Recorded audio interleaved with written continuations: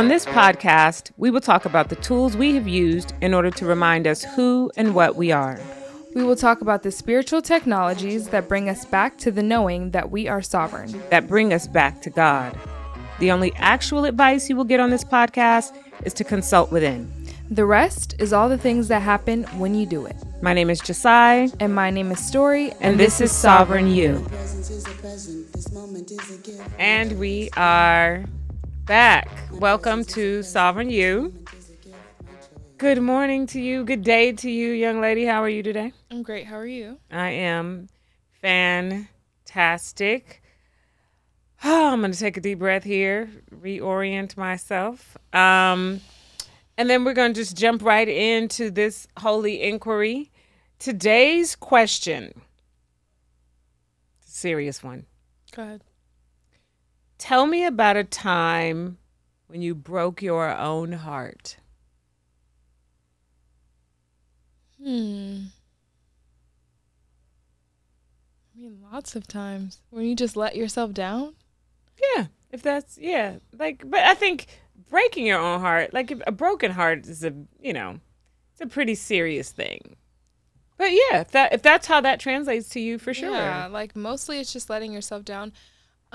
Just when I don't follow what I say I'm gonna do. Okay. In general, like if I set something for myself and I don't do it, and it's something really important, something that needs to get done. Give me an example. Give us an example if you have one. If you can grab one. I'm glad you don't have one ready. That means you're not holding it. That's great. No. And I let myself down. I don't know. That's so intimate. Okay. She doesn't want to do intimacies. We're not doing intimacies today. Okay. Well, how about you go first? I'm going to share. I'll share. And it is personal, but not intimate. Okay. I think we have talked about recently. I know that I have for years gotten the call from Spirit to pay more attention to my physical body. Okay. And that, when I say that, I mean move it, work it out, attend to it. Don't just allow inertia in life to, be the things that drag your body through this process, but really put it through the paces so that it can be strong. And I know that I have spent years, frankly, on and off, knowing that, intending to do that, and then just letting it go. Really making it like paying for gym memberships, paying for this or that kind of experience in order to get me revved up for that. And then just being like, no, I'm not going to do it. Yeah. Which was heartbreaking for me, particularly because I know that it's a call from Spirit, that it is a command from Spirit. And so recently in my life, I have found a physical practice that has been able to be what I need, be fitting for me, and nothing like, frankly, it looks nothing like what I've ever seen anybody else do or know of anybody else to do. So while it has over the years broken my heart to sort of let myself down in that way, maybe some of that heartbreak had to happen, and some of that, sort of deep looking and regret at not being able to do all the other things I see other people doing led me to, okay, God, so how can I do this in a way that's going to allow me to follow through all the way? So that had been a thing for me. And I know that that's not foreign to a lot of people. We work in a business where women are paying great amount of attention to their physical person, and wanting to do things to change maybe their bodies or to be more healthy. And when we walk away from that, because our bodies are important, like super important on this living journey, when we let go of that, it can feel heartbreaking. It can feel like, why do I keep not showing up for myself in this way? Yeah. I would say that I relate to that in a sense of fasting. I have, in my pursuit to fast, I can fast a lot more easily now because I just kept at it. But for a while, I was letting myself down with fasting. Like, I just could not do it. Like, I would set out to fast during the day, and then something would happen, and then I would just automatically eat. Okay. And then I would look back and be like, oh my gosh, I just ate something. And then be like, I already ate, now I'm eating today. So that was like a super letdown, because then I'm like, well, I could have just gotten away with eating one thing. You know, my body still can clear out if it just has to process this one meal. But yeah, I was definitely letting myself down a lot with that. Okay. And I ask that because what we think about a thing also can influence how it impacts us, how greatly, gravely, deeply it impacts us. I know a lot of breaking my own heart in that way with regards to my physical fitness or how I'm being in my body, how I'm appreciating and exercising my body, allowing it to expand and move and be strong. What I thought about that consequenced me, like having not positive thoughts, not encouraging myself there. Even when I didn't fully show up 100% like I may have imagined I wanted to, or, like I should have, frankly. Even when we don't show up like we should, based on, what we've been tasked to do from spirit or even from our own will, how we think about that is catalyst for what comes next. And so today's conversation is about putting thinking in its place. And to start the conversation, I want to ask you, what is thinking's place as far as you're concerned in your life, in the scope of how you move and operate? What is the place of thinking in your life? It's mostly for me for assessment, like when it's supreme and when it's in alignment with the thing that I need it to do. It's for assessing and discernment, and it's also for like my aha moments and enlightenment, like my understanding when everything comes together. My thoughts begin to then align and be like, oh, this comes from this and this and this and all of that, and all of the work that you've put in has now amounted to this. So that's my realization. So thinking is for discernment, realization, and sorting for me. And thinking is not for what then? Like, so those are all positive ways in which you can use the mechanism of thought. When is thought problematic? Like, what are you doing with thoughts when you find them to be problematic? Overthinking about what I already know to do. Okay. And thinking for other people. Ooh. That is like... Tell me what does that mean? Because I think that people do it, but they don't know by definition that that's like what they're if you doing. see somebody looking at you and you tell yourself what they're thinking about you. I mean, period. That and we do that. Because you do not know. You don't know what's... It's the hardest thing to square. It's the hardest thing to square that although you came up with this long, drawn-out scenario, but what this other person is thinking, you're wrong. And you're also out of place. Now you're not even thinking about what you need to be thinking about. You're off task by thinking about what somebody else could be thinking about. Because unless you talk to them, and that's what it typically, that kind of behavior in me, in the worst way, when I act like that, it shows that I become sure about it.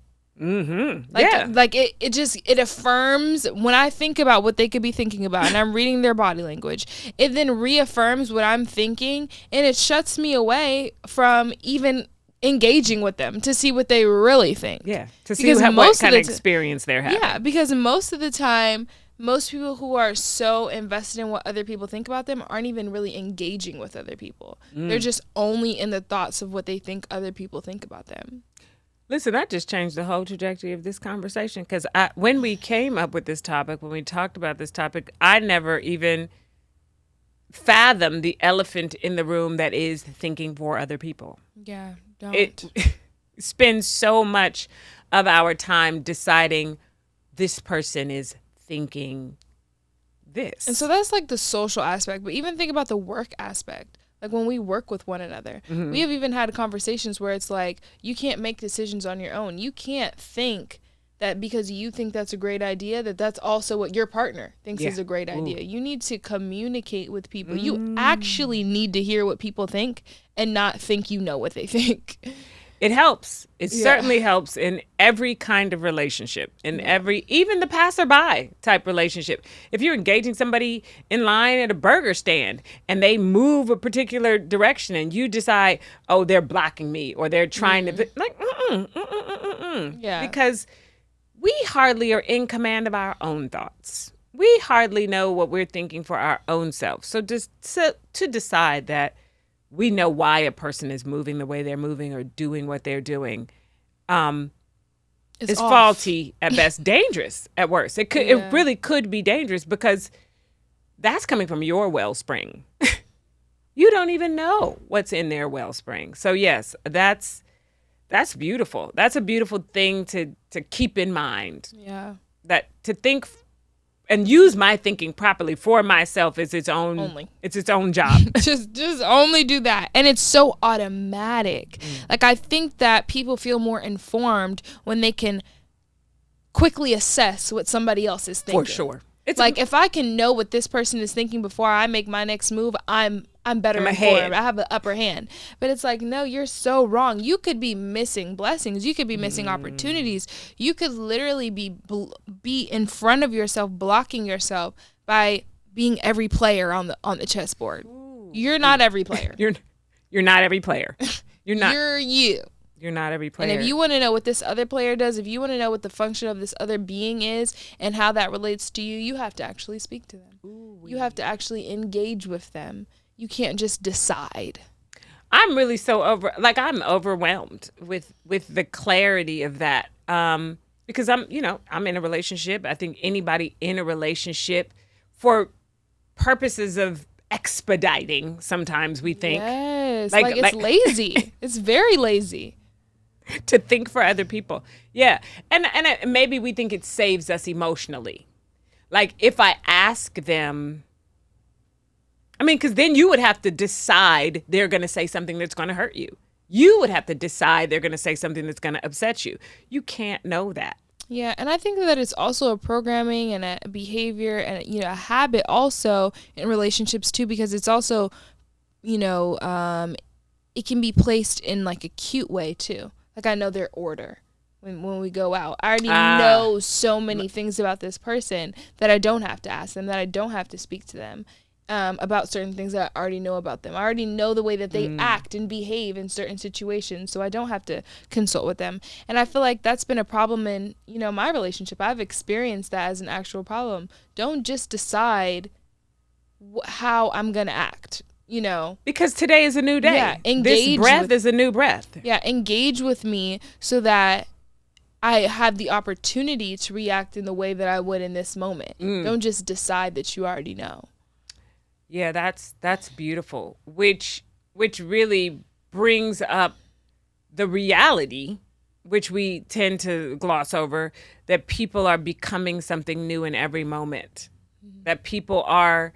There is no two moments have ever been the same moment. So to decide, oh, the last time we did this is what happened. So this is what's going to happen this time while I, because I'm going to pull up all of my old files. Yeah. It just allows for no new experiences. Yeah. That's really, I love being reminded of that. Being reminded that thoughts and my thinking have no place on other people's business, on other people's stuff. When it came up, this topic of putting thinking in its place, one of the things that sparked it for me was this recent trip that I had talked to you about. So I'm out on the road, and I am excited to be out on the road again because it just really gives me time to be with me. It gives me time to talk to me. It gives me time to feel all the things that I feel about the experience I'm having without it being colored by somebody else's experience. And having somebody else involved is a different kind of dynamic. It's no better or no worse, but it is a different kind of dynamic. When you're alone, when you're with you, particularly when you're traveling, you get to see so many things and make your own assessments. And, all this is me. No one is here with me. No one is influencing me. So everything I'm doing is absolutely a reflection of me. And so I decided I was going to meditate. And it was interesting because the decision to meditate was sort of baked in the plan. I brought a yoga mat. I was like, this is going to be in my new sort of culture of travel. I'm going to meditate. And I was in this really beautiful place. And then as soon as I decided that, my thinking threw up every horrifying, frightening, ridiculous scenario about what could happen to me if I meditated outside.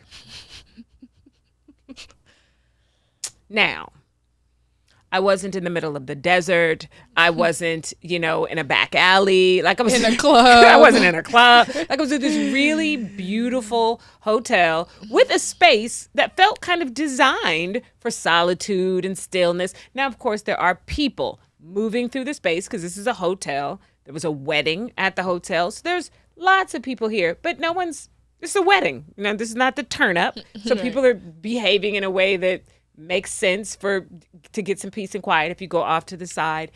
And when I noticed, even before I set out to do the meditation, and I had to really walk myself to getting there, because what sprang up in me was every worst case scenario on the planet, in the universe, about what could happen to my physical body and the impact on my physical safety if I went outside, sat peacefully on a mat in an open area, closed my eyes, and breathed. And I was like, oh, is that going to stop me? This might stop me. You might have to get up now, roll your mat up and leave. and I just could see, oh, okay, this is what thinking can do if you're not careful, if you're not attending to yourself. It can thwart you. It can thwart your plans. It can thwart your peace. If God has something to say to you in that moment, you're going to completely miss it because you've allowed your thinking, which is what? Like, where did those scenarios come from? And they were so elaborate and so graphic and so specific. Like somebody's going to come by and kick you in the head. It was literally one of the specific things that came up. And I'm like, I don't even know that I know anybody who's ever been kicked in the head. That's wild. A lot of things. And I sat in, and I did get there because I'm determined in my life. I am determined. If I'm looking at the real situation in real time and not what's happening in my head, I'm like, no, this is safe. So we're going to go out here. But the entire time, and there was a timer. So I knew I'm not going to be here all night. I'm not going to be here till 3:00 in the morning when it might actually be unsafe. Whatever these fears are.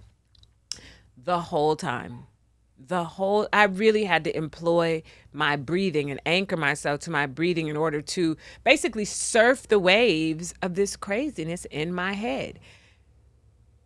And the practice of doing that and all the other days I did it, absolutely, I swear, was needed, because the whole time I had to hold on to myself to just be peaceful by myself. No one I don't even know if anyone walked by me, but my brain said to me 50 dozen times, you got to open your eyes. You got to open your eyes. So this practice, there has to be a practice, at least from my vantage, in my experience, there has to be a practice of overcoming that. Yeah. Because thinking is powerful. It's so much more powerful and in control of our lives than we think. Yeah. And I have had to teach myself, too, that my thinking is my government. It's to govern me. It's not to lead me in any kind of, like, dictatorship. Like, no, it doesn't matter what you want. It only matters what, the thought is. Like, no. Like I said, my thoughts are to sort. My thoughts are to put things in their place so that when everything comes together, I can arrive to a new way of thinking, a new way of being. And so I don't let my thinking lead a lot, especially when scientifically we have so many thoughts in a day. right? Like, all of those aren't necessarily for me, and they're definitely not all from me. So that's another thing that I wanted to talk about. Like, when we talked about the way that energy flows and the way that energy goes, we literally are taking in so much stimulus. Like, I might even think about the bottom of these like plants later on today just because I've been glancing at them, looking at them. So whatever we take in every day, from the billboards to the TV to the advertising, all of that is being filtered through our thoughts as well. And when people speak to us, do we, what is our tendency to hold on to the conversations that we have with other people? What is our tendency to care deeply about what other people say? All of that is being filtered in through what we think, while also having a plan for ourselves, right? Like, we already have sets of things to think about while also taking on things all the time. And so you have to let your mind govern in a way that says, okay, this is necessary, this is not necessary, this is what I need to move forward, this is what I don't need to move forward. And as an adult, you literally have to be more and more strict about that. That has to be a more and more serious practice. Yeah. And what do you do to separate, though? What do you do because that happens so fast. It happens so fast that you're taking the information, you're filtering the information that's already in there is also coming up and out and mixing and mingling and doing all these calculations.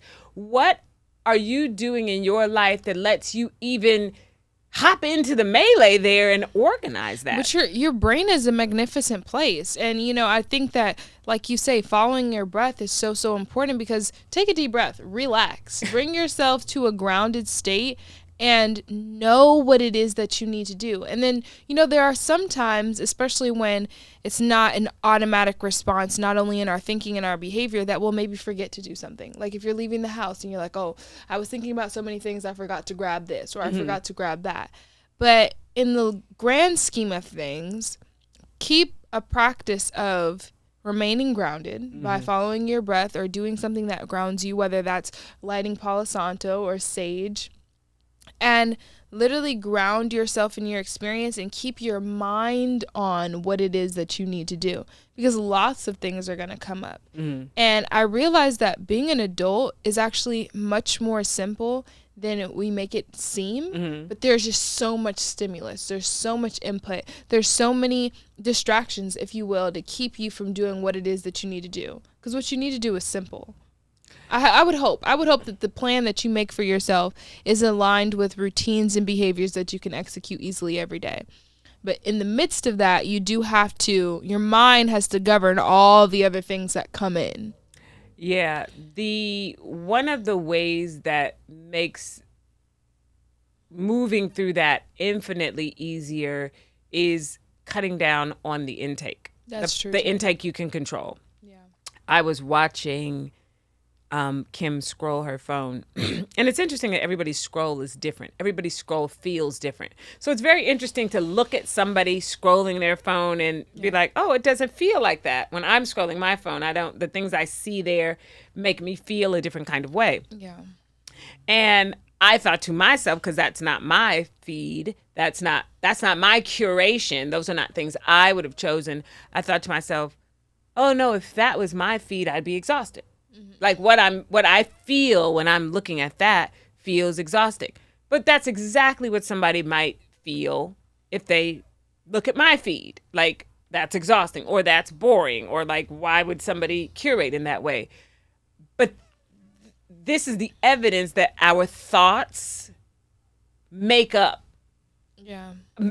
make up our lives, because now that, especially because we mostly live on these phones, our thoughts put what's in front of us more in front of us. Yeah. So if I am interested in rap music, because I like a particular rap artist, the phone, because it's not the smartest, it's a smart thing. It thinks itself a smart thing, but it's not the smartest. So it doesn't maybe know this rapper, but not that rapper. So if I'm not always curating out, doing some housekeeping, doing some processing, I could end up with all kinds of randomness that's off track and off key, but also feeding my thinking. So before I know it, my algorithm is off. My vibe is off. So making sure that we're taking in, there's a part of me literally that wants to say as little as possible. Obviously that's for me. Yeah. I am a very, you know what, let's take in as little as possible, because there's always, I'm at 48 years old, there's already so much in here. There is so much that I intend that's in here, so much that's unintended in here. So making sure, okay, just not that. You don't have to buy that magazine, because whatever is in there, you're going to read. Yeah. You know, sometimes just breathe. Maybe just filter what's already there. Please, yeah. And I agree. And that's what I was going to say. Like, I've curated my timeline so many times, and no matter, you know, how great it is for me and how aligned it is for me, if I'm just glued to my phone looking at anything, it could be positive. I'm just like, my mind goes numb. Like, I can literally, the feeling I can literally describe is once I start to feel that numbness in my mind, I get off. And immediately you get off, you start looking around, there's a world. you're like, wow, I'm in a room. I didn't even know. I'm actually in my house. I have paintings on the wall. How long have I been here?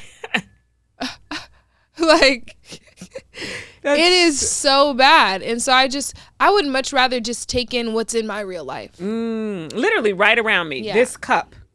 Because these books. It's what I can do the best with. I can move, you know, I'm always talking about moving forward. I can most efficiently and effectively live my life with what's in my life. And you know, for real, you can be informed. And so I like to follow, you know, in family planning. Now I'm like family planning mode.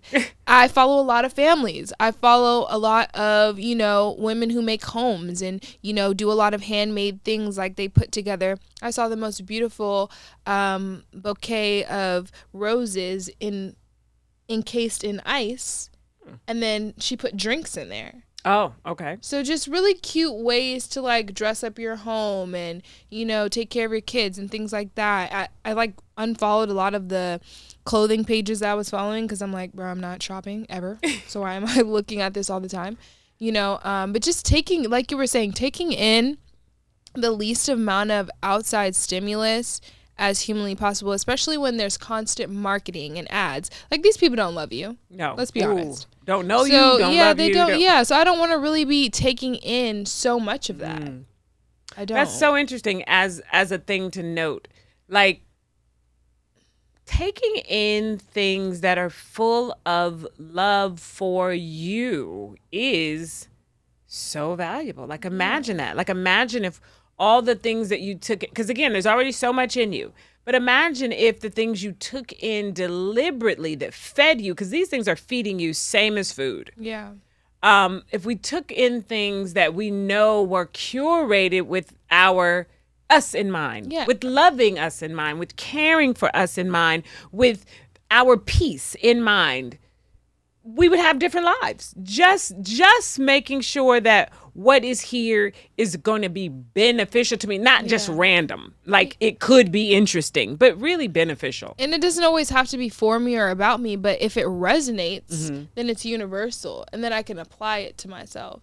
But yeah, I don't want to just keep taking, I mean, most people, when they're looking through their stories now, they're like, oh my God, another ad. You know, like, people are just over this kind of overstimulus, and we're already overstimulated from always being on our phones.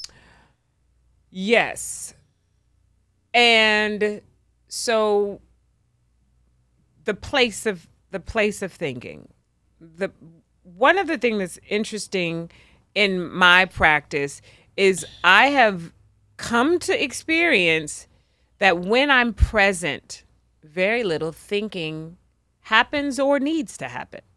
Presence really sort of negates the need for thoughts. When I'm here, where my breathing is, where my feet are, I'm not thinking about I'm experiencing. Yeah. And experiencing is not thinking. It definitely has a different ring. It has a different energy. It lands differently on your body.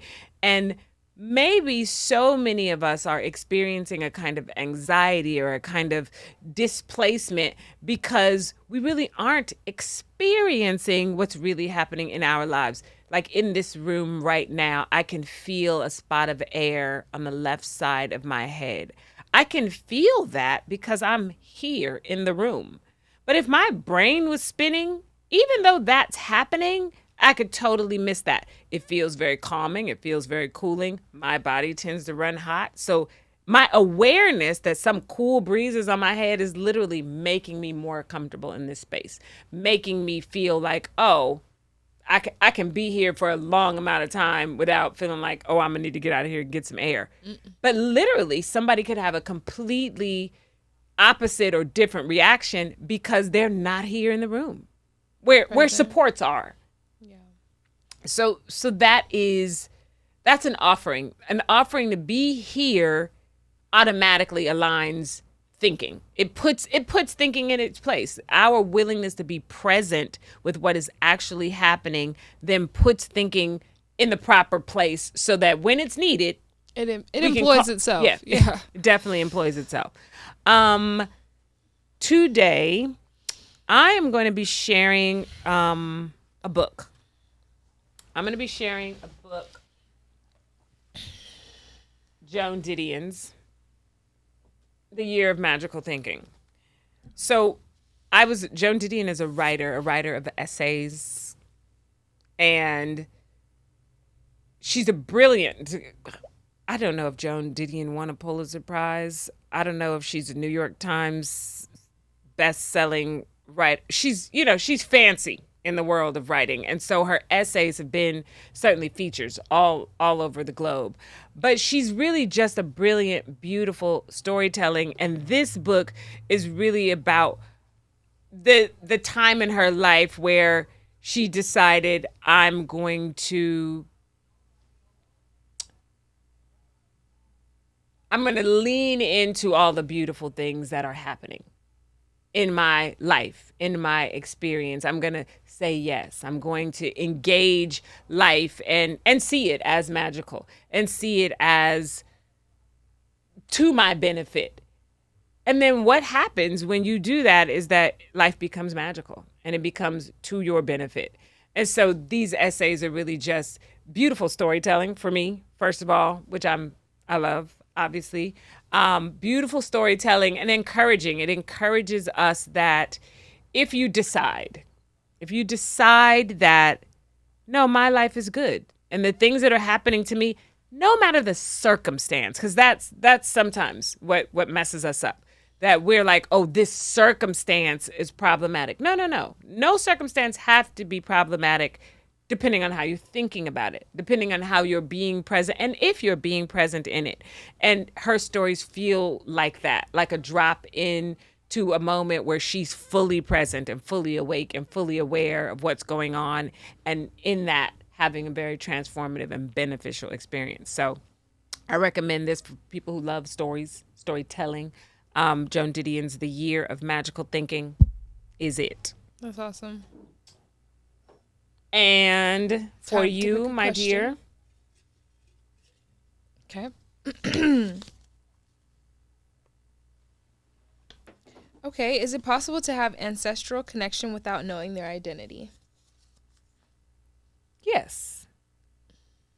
Read the question again. Is it possible to have ancestral connection to our ancestors without knowing exactly who they are, like in personality? Or even cultural background, or even, where are they from? You don't know them. Right. I don't know this person when they were in life. Yeah. Absolutely. I have a conception of ancestor as wider than even person. I feel like trees are our ancestors. I don't think a person has to have a personality, ever had a physical body. There are things that have preceded our existence here in this time and place that can inform, that can teach, that can instruct, that can support. Those are our ancestors as well. Yeah. And so, yeah, for sure. And call on them. You don't, even if you can't call on them by name, call on the grandmother spirit, call on the mother spirit, on, for sure. I would say that I love, I know my dad did the spit test, so he found out all the places that he was from. And I was very excited about that. I was happy about that. that was enlightening for me to know where I came from.